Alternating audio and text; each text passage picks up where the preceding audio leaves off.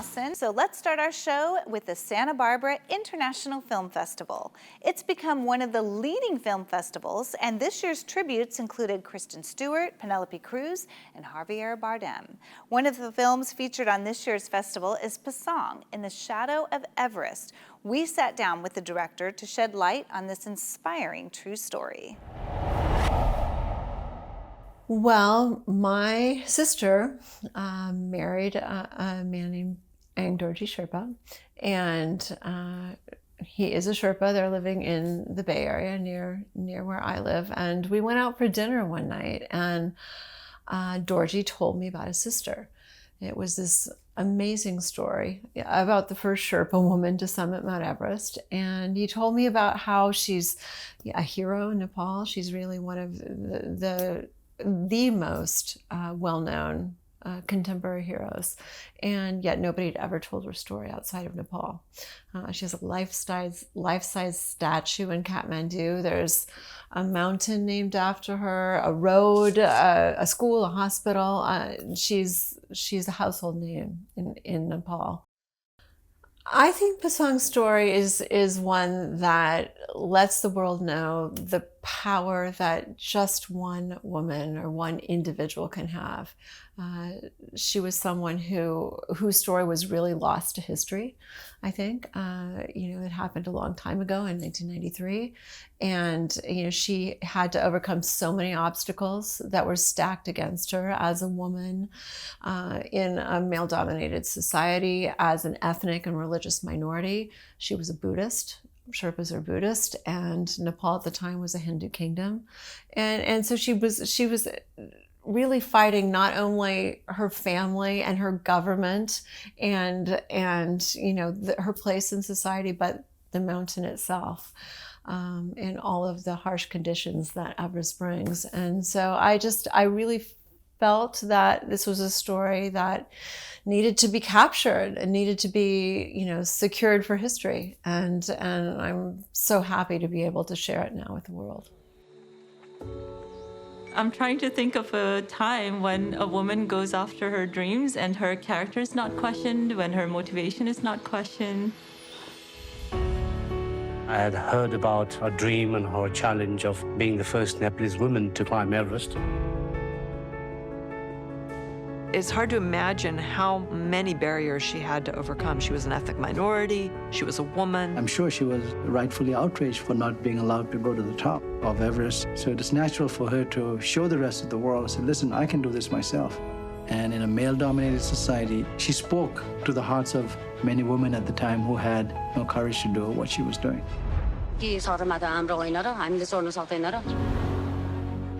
Instead of just sitting and being patronized, she's actually talking back and letting the Prime Minister know what she thinks.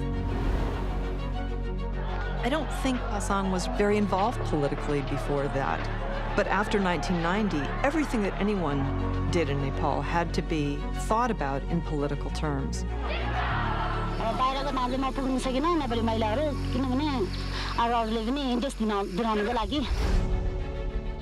Climbing Everest is a physical and mental marathon.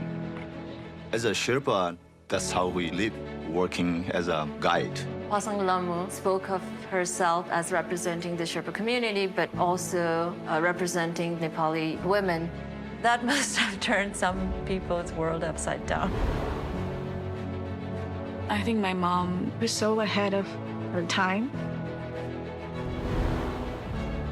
The day she went for a summit, all of a sudden the weather was changed.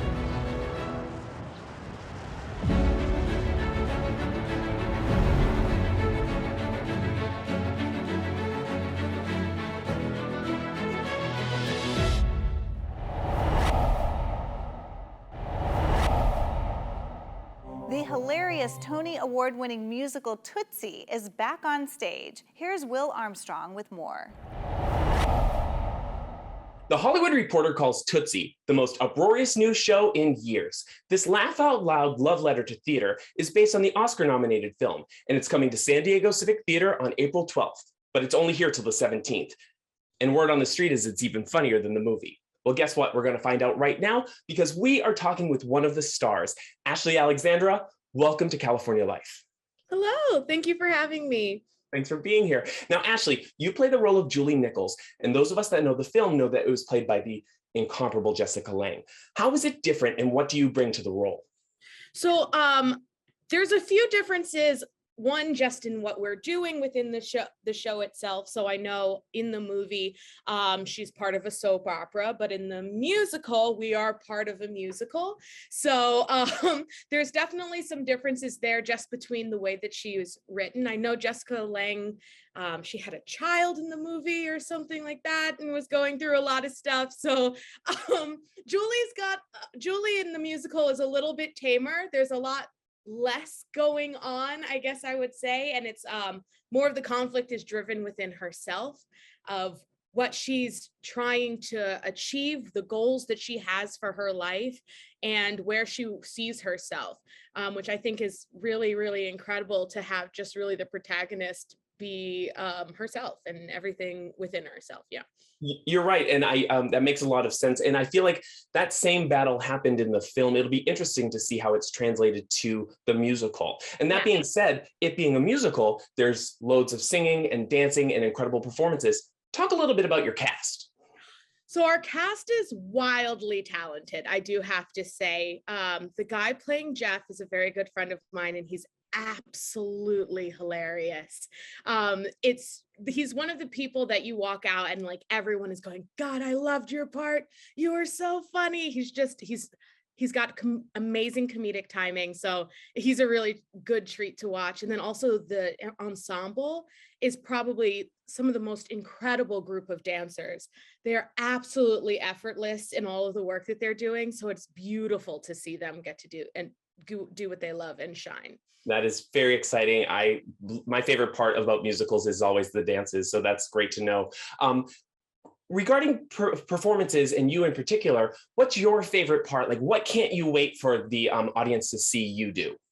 So the beginning of Act 2, I think, is probably one of the strongest parts of the show. It starts off with a song by the guy playing Jeff, and then transitions into a funk jazz number that I get to do, which is really just like my wheelhouse and so fun. And our band is incredible, and they're given like a little bit more of the reins for that song because a lot of it can be improv. So it's really just a really good time for me. Wow. I have a good time. That sounds very exciting. I cannot wait. Wow. So do a little thought experiment with me. The show's over, everyone gets up, we're leaving the theater. What is the message that you hope that people leave with in their hearts after seeing Tootsie? One, I want people to have had fun, but I really think the message of Tootsie is how incredibly important the truth is, and being honest with yourself and also those around you. Obviously, Michael Dorsey makes a lot of really bad choices, and in that is lying to a lot of people. And he kind of has to come to terms with that by the end of the show. And I think it's a really good message of living in your truth and being honest with yourself and the people around you. That is so beautiful and so beautifully put. Thank you so much. Ashley, I'm so excited, and I just really appreciate your time, and thank you so much for speaking with me today. I know I speak for a lot of us when I say that we cannot wait to see you in the show. As I said, Tootsie is playing at the San Diego Civic Theater from April 12th to the 17th, and tickets are available at BroadwaySD.com. And you can keep up with Ashley and the rest of the Tootsie cast by going to TootsieMusical.com. Ashley, thank you so much. Have a great day, and good luck with the show. Thank you so much. Have a good day. Americans are hitting the road not just for the rest and relaxation, but for rivalries, records, and roaring crowds, according to Booking.com. 1 in 4 Americans are planning to travel for a sporting event in 2025. Here to break it all down is someone who knows a thing or two about the world of sports. Former NFL fullback Ovie Mughelli, who played for the Falcons and the Ravens, is now a TV football analyst and hosts the popular Believe in Falcons podcast.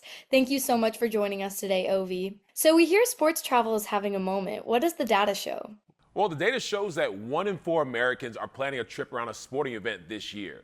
And it's not just superfans. 21% of travelers say a sporting event influences where they go, and 27% of families with kids are building activity-filled getaways around tournaments and games.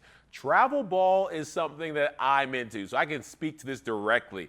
I got a 16-year-old, a 13-year-old, and a 10-year-old that all do crazy sports all across the state and country.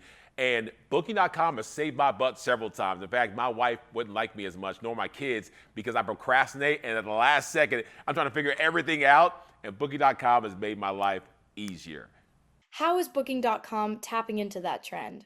They're doing big things, and they're actually working with some of the biggest players in the game. They just announced a new partnership as the official online travel partner of the WNBA and the NBA, which builds on a growing all-star roster of sports partnerships, which includes Major League Baseball. And it's all designed to ensure that Booking.com shows up where passionate fans are most inspired to turn moments into memorable travel experiences, from tip-offs to playoffs. Now, this new partnership will provide flexibility, no reservation fees, and 24/7 customer support so travelers can focus on the action and not the logistics.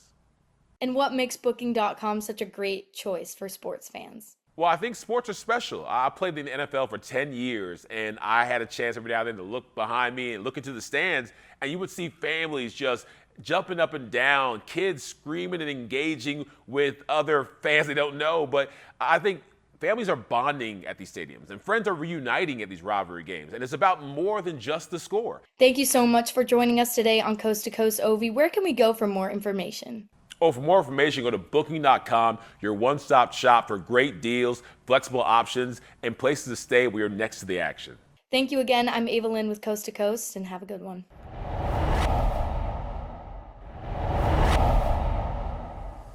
Well, if any patient knows how to search for clues, it's Alicia, a police detective. She meticulously documented her symptoms, including itchy hives, helping doctors diagnose and treat her chronic hives, also known as chronic spontaneous urticaria. And Alicia is with us along with Dr. Ari Zelig. Alicia, let's start with you. You are a detective. Tell us a little bit about your experience with CSU. I began my symptoms one day. Suddenly I woke up one day and I had an itchy neck. I thought it was because I slept with my necklace on. As the day went on, my symptoms progressed and I took an antihistamine and I didn't get any relief. Eventually, I started to develop hives and it was itching all over. There was no spot on my body that wasn't itching. I would go on to see several doctors who would prescribe oral steroids that would not work until I met with allergist, Dr. Zelig, who did a full blood workup. And after he got my results, he diagnosed me with CSU and we would start our Xolair regimen. I'm curious how your career as a police officer kind of helped you in the path to finding a diagnosis. I would document my symptoms and medications that I would take in time so that I could relay that to the healthcare provider so that they could come to a conclusion, a resolution, and help me with treatment options. And Dr. Ari, what is exactly CSU? Sure. So CSU, or chronic spontaneous urticaria, is a condition that affects about 1% of the general population. Presents with unexplained itching and hives that go on beyond 6 weeks without any obvious cause. Can affect really any age. It does affect females more often than males, classically in the 20 to 40 age range, and is a condition that can really affect patients' quality of life.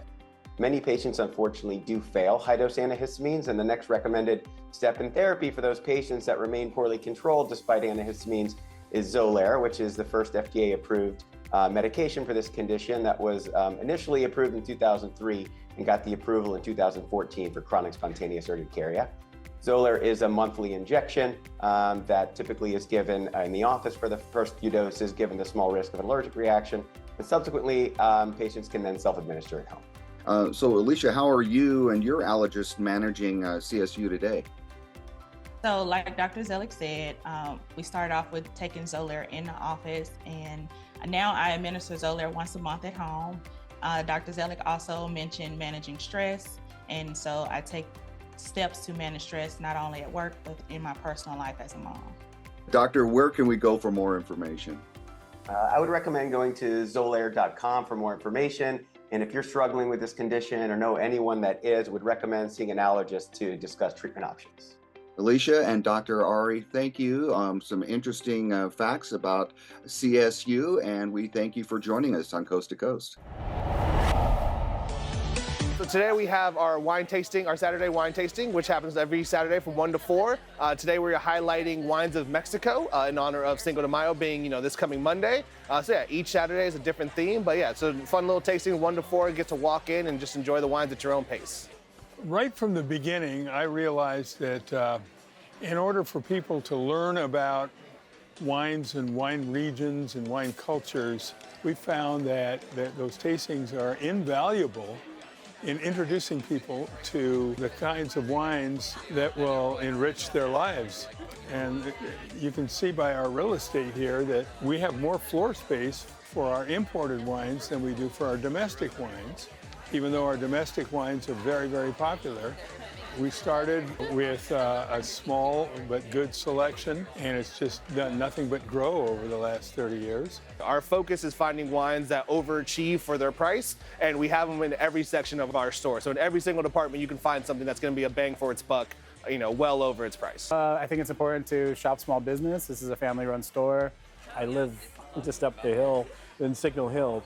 So I'd come down here to explore, to try. They'll have German white wines, for example, maybe buy a bottle or two.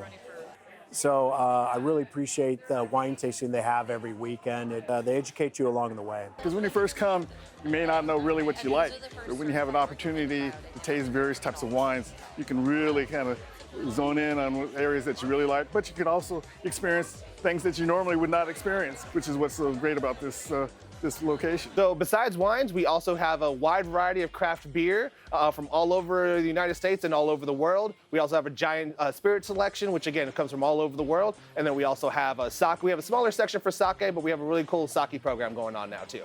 The selection we have for craft beer is one of the most exciting in Southern California. It changes all the time. We get things that normal stores only wish they could carry, and we have experts here that can guide you, and they really want you to go out of here happy.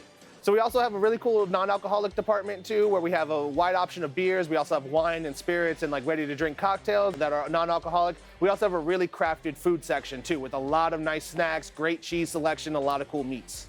Each year is a new adventure. There's a new harvest, new wines, and new stories to tell. And we want to encourage people to go on our website, which is thewinecountry.com, and you can see everything that we carry and that we're doing. Remember that the Wine Country is closer than you think, right here in Signal Hill. The idea for Rejoule actually came from Steven, my co-founder. He was finishing grad school. So during my college days, I came across this idea, or this question rather, what's going to happen to all these electric vehicle batteries once they're no longer able to power an electric vehicle? And that question really stuck in my head. I decided to kind of combine my expertise in electronics to build a better battery sensor, and that's the kind of the genesis for Rejoule. The way that our technology works, we have hardware and software that we've developed in-house. We produce a diagnostic specifically for electric vehicle batteries. And what we really innovated on is we take this technique called electrochemical impedance spectroscopy, or EIS, and we scale it up for a high voltage battery pack. And so we're essentially injecting electrical signals into a battery, measuring response, and with that data, we're able to better understand how healthy a battery is, how long it may last in the next application, and how valuable that battery is. We definitely recommend people to reach out if they want to learn more about what they can do with their used EV batteries once they've reached end of life, or even if you're EV curious and you want to learn more. We try to put a lot on our website, and we have a lot of partners that help people with making their decisions when they want to adopt a new EV too. Happy 100, that's amazing. Happy birthday, Signal Hill, and we look to be a big part of the next 100 years.